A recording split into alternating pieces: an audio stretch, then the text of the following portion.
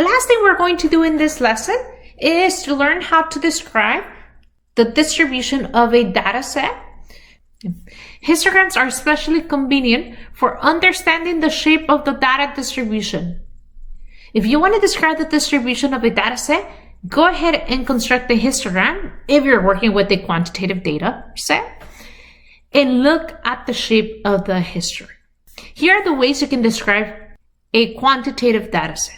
If you have a histogram where all the classes have the same frequency or about the same frequency, we describe the histogram and the data set as uniform.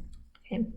If you have a histogram where the highest frequency is in the middle and frequencies tail off to the left and to the right of the middle, this histogram and this data set is described as symmetrical.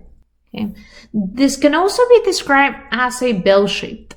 Okay. So again, you would see the highest frequency in the middle, so the tallest bar would be in the middle, and then you will have frequencies tail off to the left and to the right.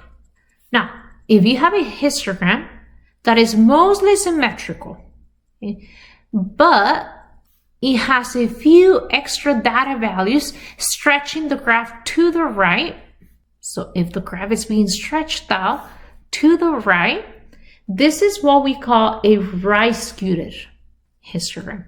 Remember, when we're describing the histogram, we're describing the data set.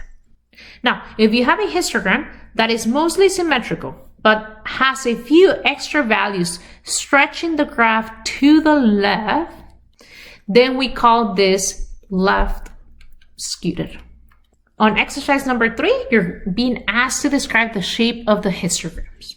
Okay. So let's go ahead and look at those histograms. On the top left corner, we have a histogram where we have the tallest bar in the middle, and we have frequencies that tail off to the left and to the right. What is the shape of this histogram? This is a symmetrical or bell-shaped distribution. And notice, if you think about placing a piece of spaghetti on top of that histogram, you will see a bell shape being created with the piece of spaghetti. Now here on the right, we have a histogram that seems to be symmetrical, but it is being stretched to the right. So let me go ahead and make that note. It's stretching to the right. We also describe this stretch as the histogram having a tail on the right. Okay. And so how would we describe this histogram? We would describe this histogram as being right-skewed. So there's going to be times where we have a symmetrical or a bell-shaped histogram, and then we see that we have some outliers to the right, and so those outliers are going to stretch the graph to the right. Now let's go ahead and look at the histogram that we have here on the bottom left corner. Notice the histogram is somewhat symmetrical, but it's being stretched to the left. We can also describe this as having a tail to the left.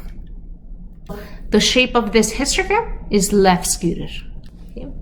Finally, we have a histogram here on the bottom right corner.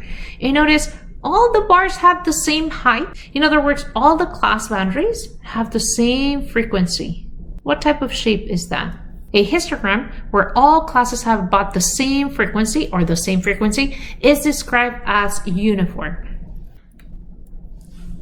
Now, when we're describing a histogram, we also pay attention to the number of prominent peaks. This is what we call the model. So what are the ways that we can describe the model of a histogram? Well, if a histogram has one prominent peak, it is called a unimodel. Now, if a histogram has two prominent peaks, it is called bimodal. Okay? Now, if a histogram has more than two prominent peaks, we call this multimodal. Now, with that being said, Would you be able to describe the model of the distributions presented below? I'm confident that you can do this on your own, so I'm going to go ahead and stop the lesson here. I'm going to be asking you to describe the model of each of these distributions here.